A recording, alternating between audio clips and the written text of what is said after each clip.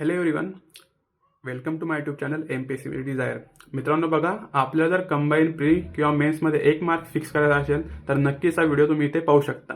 आता याच्यामध्ये बघा, महाराष्ट्र ऊर्जा निर्मिती आपला टॉपिक आहे, म्हणजे भूगोलाच्या अँगलने. आता याच्यामध्ये जर आपण विचार केला तर औष्णिक ऊर्जा निर्मिती केंद्र याच्यावर आपल्याला दरवर्षी किंवा 1 वर्ष आड मला क्वेश्चन इथे भेटतोच. तर बघा, या हिशोबाने चोला ठाणे जिल्ह्यामध्ये आहे, एकलहरे नाशिकमध्ये, फेकरी भुसावळमध्ये, डहाणू पालघर जिल्ह्यामध्ये, परळी बीड जिल्ह्यामध्ये, पारस अकोला जिल्ह्यामध्ये, कोराडी नागपूर जिल्ह्यामध्ये, तिरोडा चंद्रपूर जिल्ह्यामध्ये, खापरखेडा नागपूर जिल्ह्यामध्ये, बल्लारपूर चंद्रपूर जिल्ह्यामध्ये, तुर्बे ट्रॉम्बे म्हणजेच मुंबई उपनगरमध्ये, मौदा रामटेक नागपूरमध्ये. या हिशोबाने सर्व पॉईंट्स तुम्ही एकदा बघून घ्या किंवा नजरेखालून घालून घ्या आणि त्याला पाठच करा माझ्या मते तरी. त्यानंतरचा पुढचा आपला टॉपिक आहे जलविद्युत.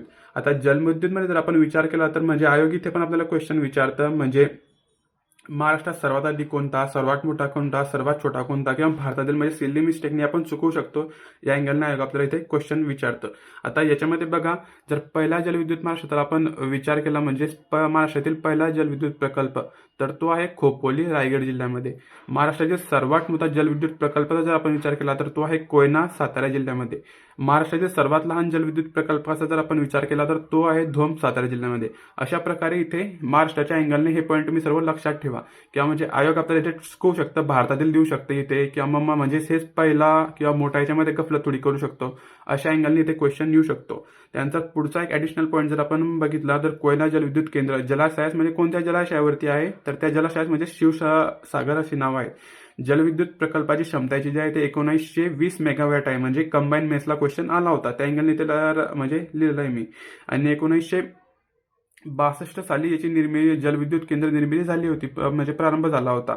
आणि कोयनाला महाराष्ट्राची भाग्यरेषा म्हणतात, म्हणजेच कोयना जलविद्युत प्रकल्पाला महाराष्ट्राची भाग्यरेषा म्हणतात.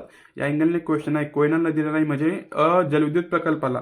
अशा प्रकारे हा थोडा इथे टॉपिक तुम्ही बघून घ्या थोडा अजून पुढे अनालिसिस करून.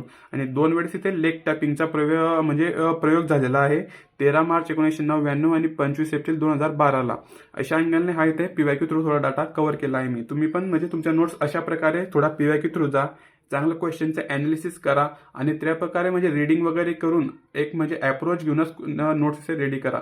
माझ्या नोट्स म्हणजे मागण्यामध्ये काही अर्थ नाही, तुम्ही स्वतःच्या इथे सेल्फ नोट्स म्हणजे कधी पण केलेल्या चांगल्या असेल माझ्या मते तरी, त्यामुळे तुम्हाला नोट्स सध्या प्रोव्हाइड करत नाही. तर तुम्ही पण बघा अशा प्रकारे तुमच्या नोट्स रेडी करू शकतात. PYQ रेफरन्स घेऊन एक रीडिंग चांगली करून 2-3 रीडिंग करा, त्याच्यानंतर PYQचा रेफरन्स घ्या, टेस्ट सॉल्व्ह करा आणि त्यानंतरच तुमच्या sweet and short notes ready करा. सो आवडलं असेल तर नक्कीच लाईक करा आणि थँक्यू.